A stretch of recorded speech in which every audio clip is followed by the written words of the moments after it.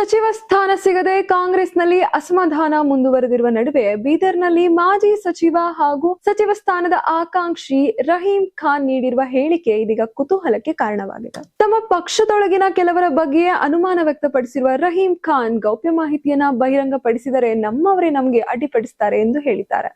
ಇನ್ನು ಮುಖ್ಯಮಂತ್ರಿ ಡಿ.ಕೆ. ಶಿವಕುಮಾರ್ ಅವರು ಅಸಮಾಧಾನಿತ ಶಾಸಕರಿಗೆ ಕರೆ ಮಾಡುತ್ತಿದ್ದಾರಾ ಎಂಬ ಪ್ರಶ್ನೆಗೆ ಪ್ರತಿಕ್ರಿಯಿಸಿದ ರಹೀಂ ಖಾನ್, ಕರೆ ಬರಲಿ ಬಿಡಲಿ, ನಾನು ಸಿಎಂ ಮತ್ತು ಹೈಕಮಾಂಡ್ ಜೊತೆ ಮಾತನಾಡುತ್ತೇನೆ ಎಂದು ಹೇಳಿದ್ದಾರೆ.